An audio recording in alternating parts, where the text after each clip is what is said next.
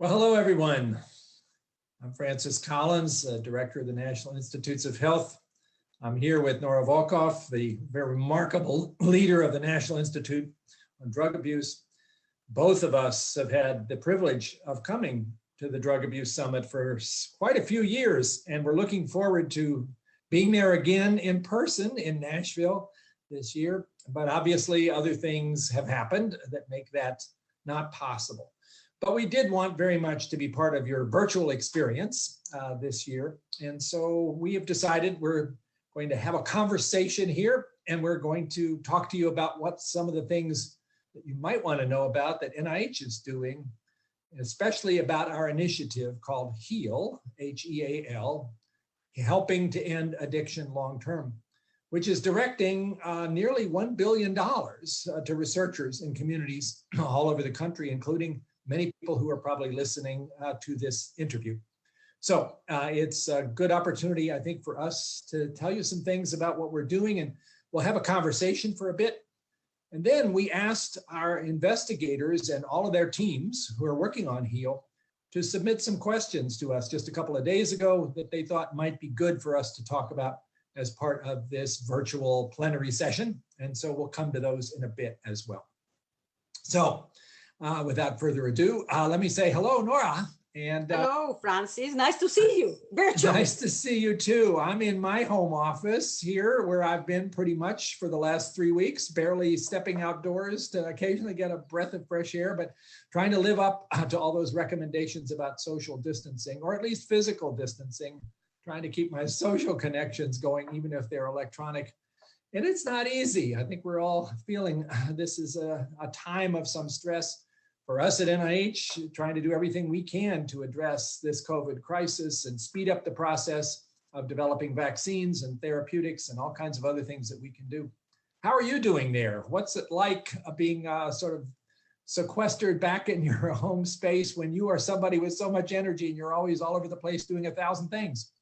Francis, it's not easy. And I actually am very, very restless. And I think that we probably are all experiencing that anxiety of the uncertainty, and then looking at the news and how devastating it is and what it means, and then for everyone, right? And then people and with very poor outcomes. So it's a very difficult situation. But I think that in a way, what makes it easier is that we can do something.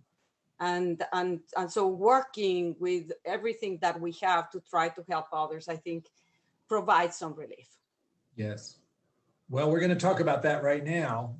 And in fact, let's talk about the way in which this crisis, the global pandemic called COVID-19, is colliding with the other public health crisis, which is that of substance use disorder. You recently wrote an article in the Annals of Internal Medicine about this collision. So what does this mean? What are some of the unique challenges that COVID-19 brings to people suffering from addiction?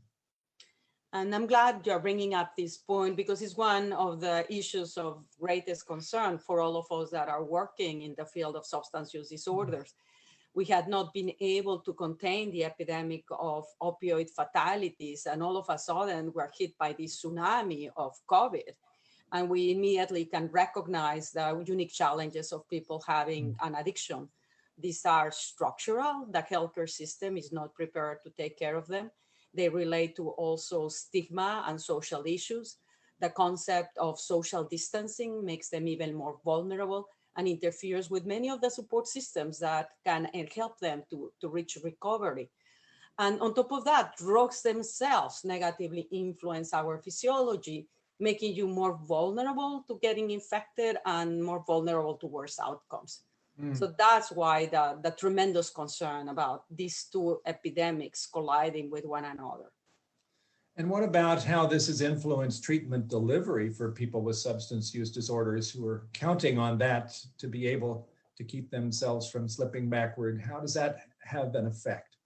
Well, that has been very challenging, and we're hearing from multiple sources that it has become harder for patients to be able to access treatment. And that relates, for example, to access of medications for opioid use disorders. that, as you know, are the main strategy and the most effective one that we have to prevent people from dying from overdoses. Indeed. Methadone clinics are some of them are decreasing the number of patients that they can take care of.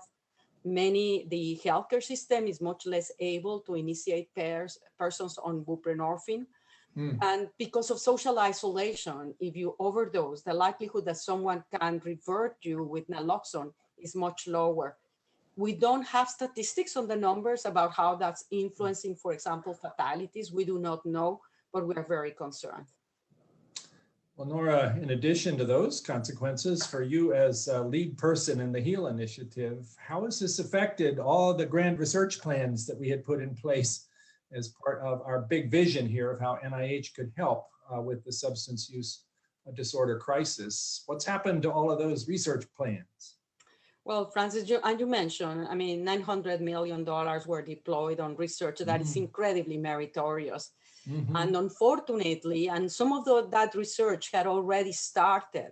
Unfortunately, it has had to stop almost completely. Why? Because the research that's relying on the healthcare system, for example, is no longer able to focus on research when they have all of the clinical needs. In the prison, our research to bring medications to prison is not allowing the researchers to go into the site because they are closing the door since they are high risk for infection places. Some of the IRBs are actually closing and it is not possible to recruit patients for the clinical trials. So most of the studies have come to a halt. So the issue here is how can we become creative and using virtual technologies try to advance some of the goals that we aim to achieve with the HEAL Initiative. Yeah, this of course applies all over to NIH research. Most of our clinical trials for other things, unless they're life-threatening conditions where we need to keep going.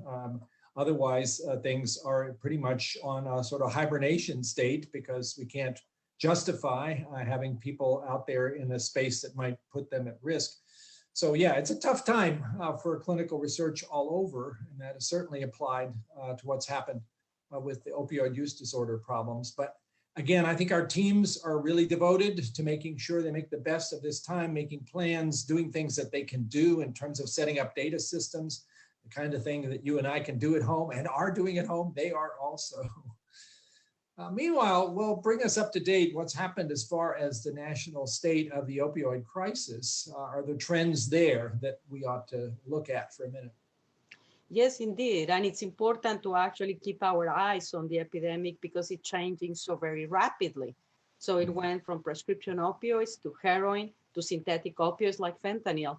And what we have observed very much ramping over the past 2 or 3 years is an increase in fatalities from the use of psychostimulant drugs. So, for example, the number of deaths from methamphetamine has increased 5-fold over a period of 6 years. And similarly, the increase in deaths from cocaine is going up. So the reality is now people are dying not just from opioids, but from mixtures of drugs and stimulant drugs. Most notable methamphetamine are playing a very important role. So what can we learn from what we've been doing about opioid addiction and try to apply that to this emerging methamphetamine crisis? Do we have lessons learned? Do we have interventions? What should we be doing to get this next wave better in a circumstance to be able to help? I smile because, of course, we've learned many things, but one of the things that unfortunately do not have on our side is we do not have medications for methamphetamine addiction like we have for opioid use disorders, which are very effective. We do not have an overdose reversal like we have with naloxone. So in that respect, it becomes more challenging.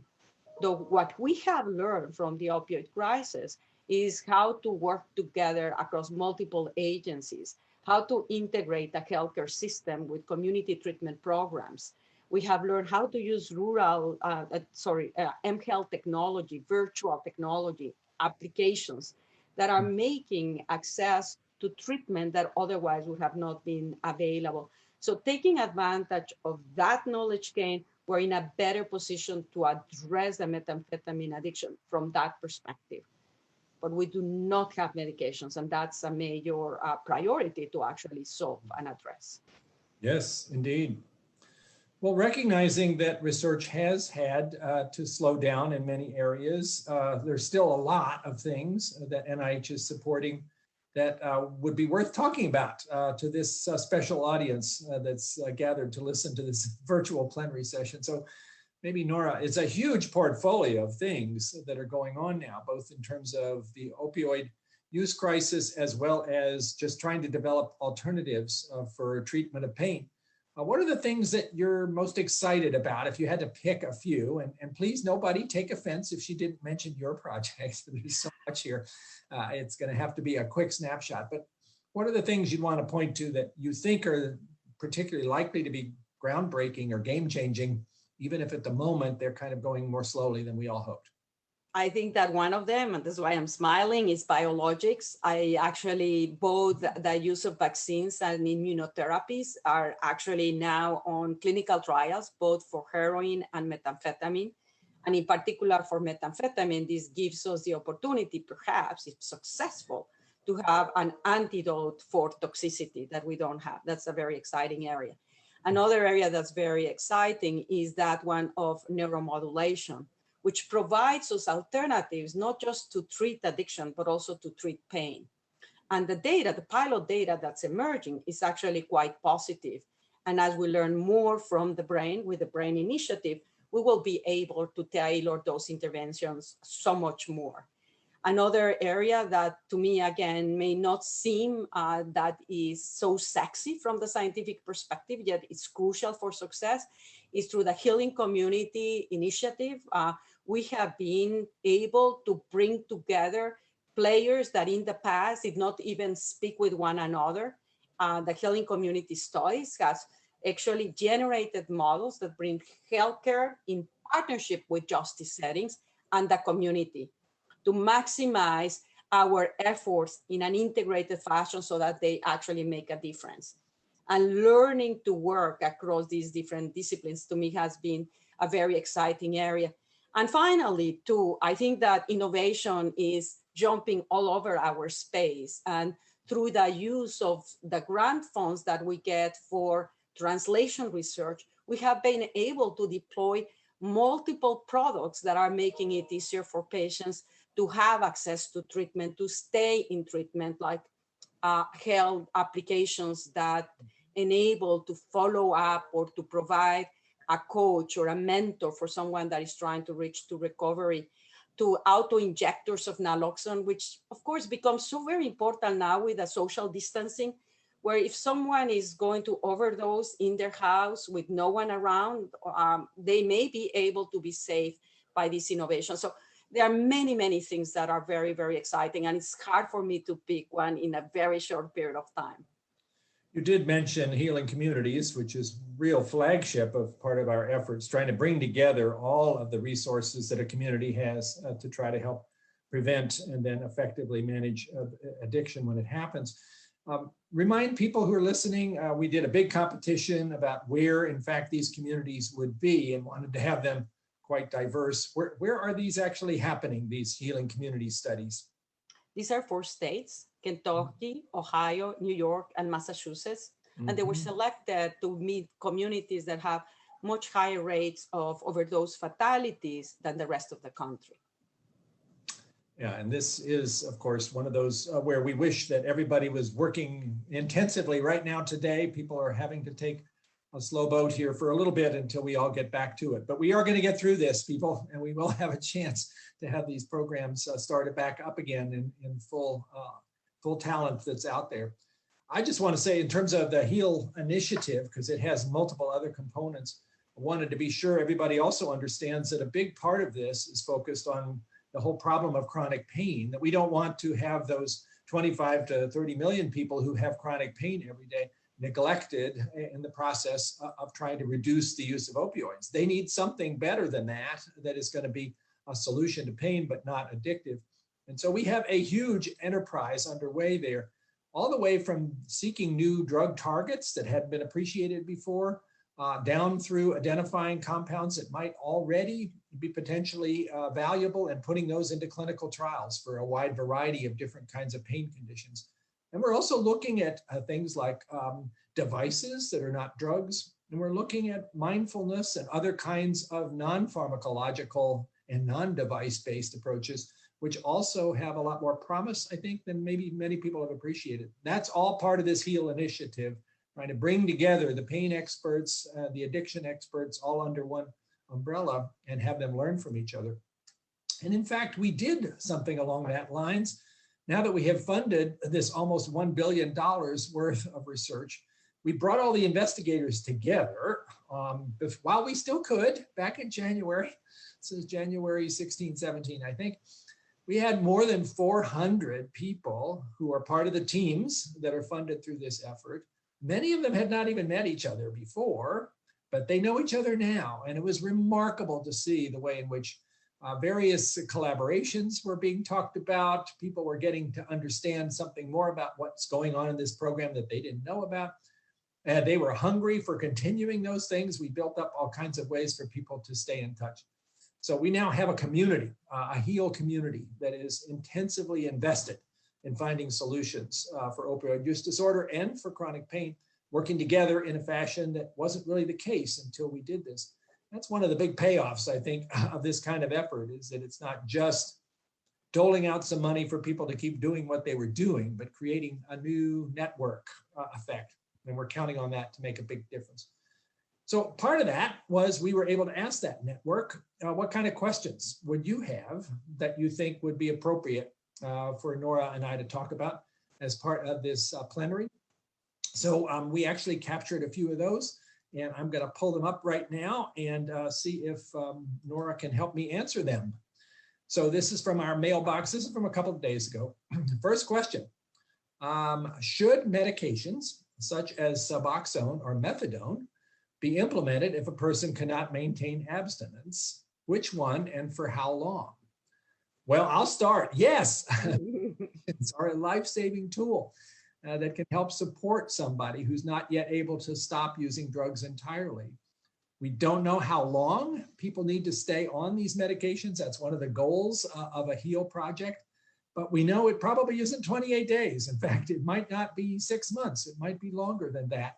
But we need to figure that out. And also to figure out what factors determine what the duration of treatment ought to be for the individual, because we're all different, as well as which kind of program might be the best. And we want there to be as many alternatives for medication treatment for people so that they can have something that suits their circumstance the best.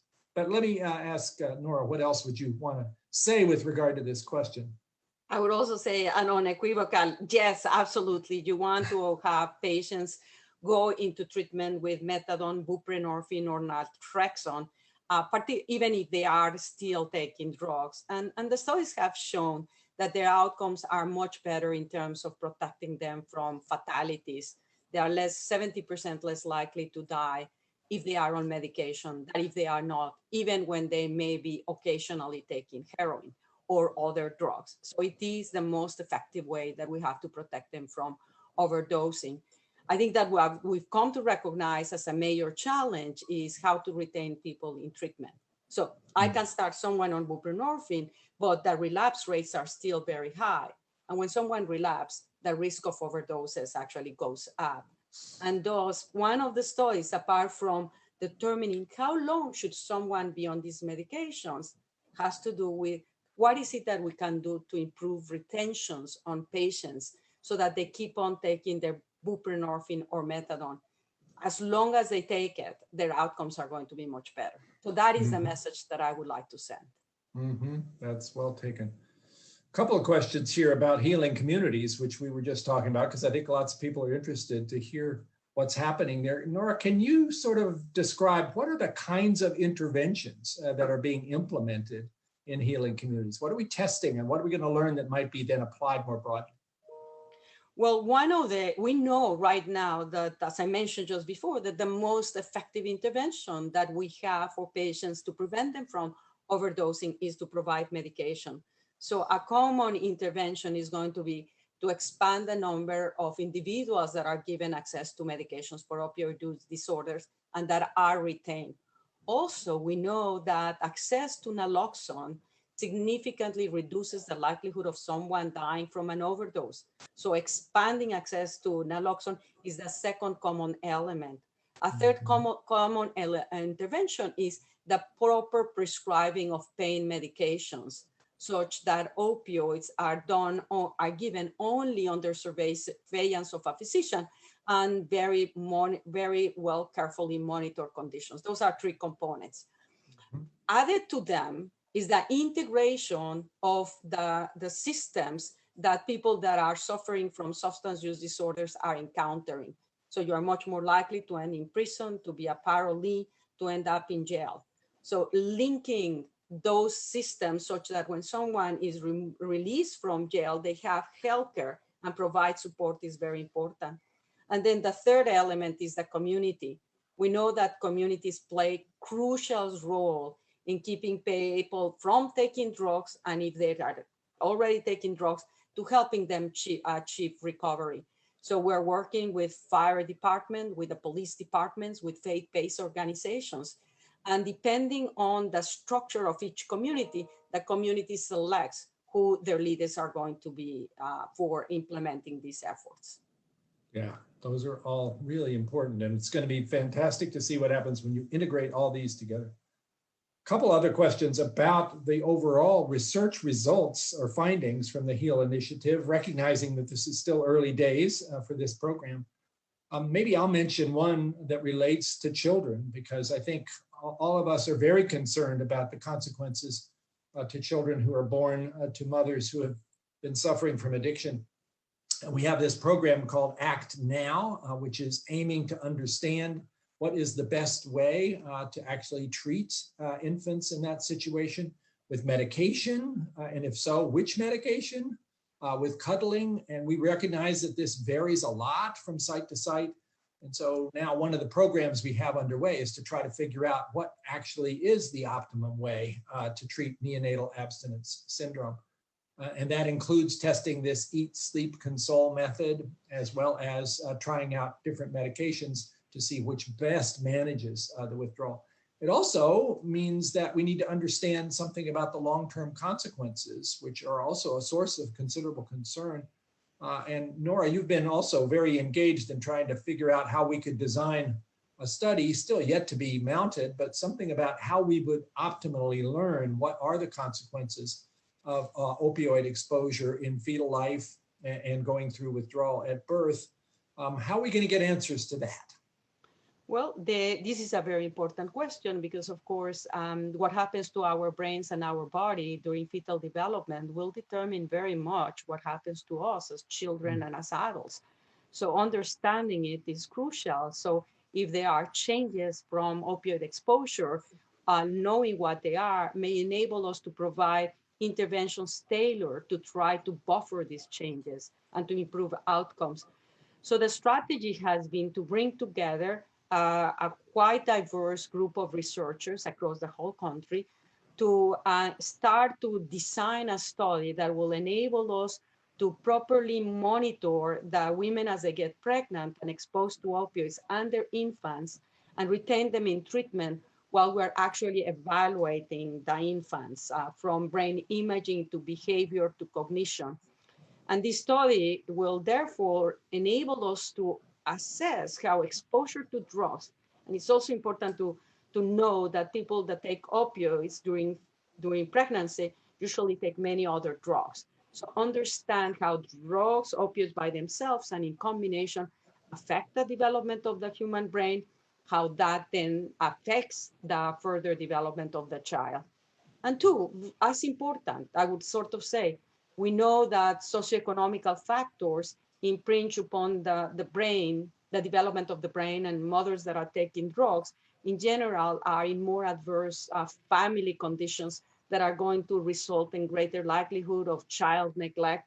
And so understanding how this combination of pharmacological effects of the drugs, of genetic factors that make you more or less vulnerable, and these social components of groups and interactions influence the human brain is very, very important. And so through this study, which we call the Healing Brain Development and Cognition, we aim to assess a protocol that will allow us to start it in the future. Wonderful. Question here about the criminal justice system. You mentioned that that's being looked at in the Healing Communities study, but what else are we doing to try to understand how best to intervene in that situation for people suffering from addiction? Well, in the justice setting has been a major challenge because it has classically rejected the use of medication. And it is estimated that less than 5% of prisons and jails in the United States provide access to medications for opioid use disorder.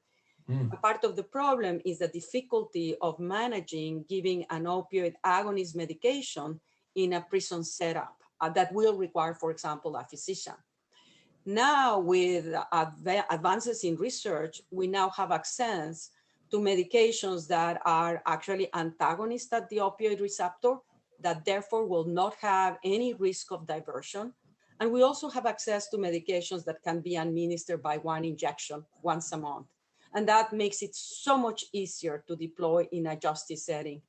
But no studies have been done. So to be able to investigate how to implement these medications and to compare the effectiveness was one of the aims of the what we describe as the J-Coin study of the Healing Initiative. So it is, again, very important that we develop and implement and show the effectiveness of these interventions in order to change a system that for all of its history has basically rejected the use of the treatment of individuals with an opioid addiction.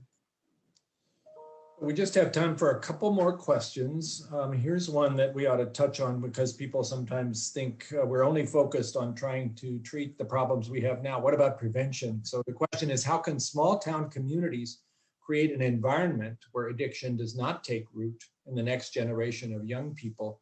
I'm sure you want to talk briefly about the rewarding power of social interactions, even though right now we're being somewhat deprived of those, at least face-to-face. And it certainly means that we have to think about prevention as a real important issue for society, and how do we create environments that encourage those kinds of positive interactions. But Nora, what would you say about that in terms of what we're trying to do with HEAL? Yeah, no, and it's extraordinarily important. And I'm glad you're bringing up that question, Francis, because when you ask me how am I doing, I sort of says, well, it's not easy, but the positive component is that sense that we have a mission, that we can help others. And that is something that has been identified as one of the factors that makes someone, the lack of that sense of mission, the lack of a purpose in life is what it makes people actually more vulnerable to take drugs.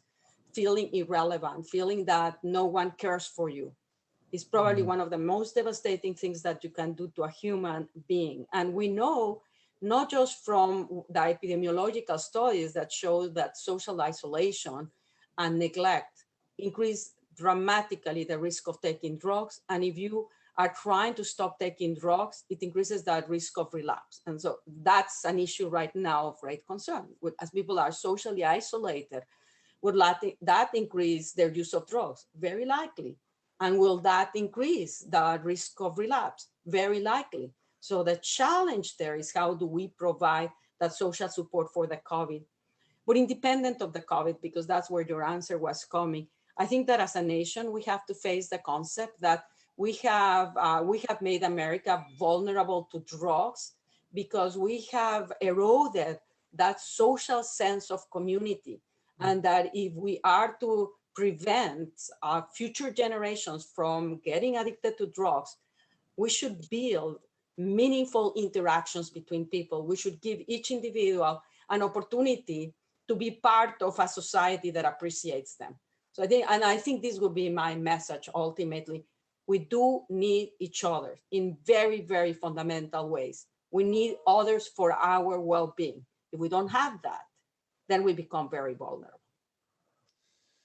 Well, let's come to the last question then. Somebody says the L in HEAL is long-term, helping end addiction long-term, and wants to know from you and me, Nora, what does that look like? What's our vision of a long-term goal, and how do we imagine getting there? Well, mine very simply is that we would have an environment that would support people in other productive ways, as Nora has just outlined, so that the distractions of other things which turn out to be destructive are not so tempting, and that the possibility of having meaning in everyone's life becomes greater and more real. Ironically, here we are in the midst of a circumstance where economic distress is pressing on people and social distancing is being required. Seems like we're going the wrong way, but if you look back in history, oftentimes these times of national crisis have been times when people did have the chance to survey what really matters around them and perhaps to regain a sense of meaning and significance. That's my maybe slightly over-optimistic view of the current era that we're in. But yeah, Nora, what do you think? Where do you think long-term we wish to be in terms of this crisis of public health significance, the one that you and I are working on day and night about opioid use disorders and pain, not to mention the other one, which is all around us from coronavirus? Well, Francis, I will agree with you. I think that we need to create a society that provides social support and allows people to participate in it in a meaningful ways. And in the short range, what I do think is very important if we want to achieve integration of people into the society, one of the things that we need to do urgently is remove the stigma of addiction. Because when you stigmatize someone, you are socially isolating them. If you do not, no one likes to be mistreated or discriminated. So if you are a person addicted and you're afraid of discrimination, you will not seek help. You will continue to isolate. So I think that a task that is very important right now, as we're dealing with the opioid crisis, as we're dealing with the COVID, we cannot tolerate discrimination. We cannot tolerate stigma. And we need to be very creative to identify it and to create models that will actually eliminate it. Well, that's a wonderful view of where we need to get to. And all the people listening to this are critical players in making that happen. I think we probably need to wind this up in order not to expand the time slot we were offered. If you want to learn more about the HEAL Initiative, go to the website heal, heal.nih.gov. There's a huge amount of information there about all of the programs that we're supporting. All of these developments do give me hope for our capacity to deal with this crisis by working together. I'm sorry that this is not something that we can share together in Nashville, because I was really looking forward to that, especially because I kind of like country music, but that's another story. And I just want to say to all of you who are listening to this in your own virtual spaces, how much I admire the work that you all are doing in a selfless way to try to help our nation deal with what has clearly been a terrible tragedy in far too many lives. And I wish you all the best in continuing those creative and energetic efforts, even in the midst of this coronavirus crisis. NIH wants to be your ally. We want to be your source of information. We want you to be a source of evidence for what works. We want to be your friends. And so thank you for listening. And thank you, Nora Volkow, for joining me in this discussion today with all of the talent and leadership that you represent, which all of us are greatly much admiring and thankful for. And I wish the best health to all of you. Stay safe and keep the progress going. Thank you. Thanks to you, Francis.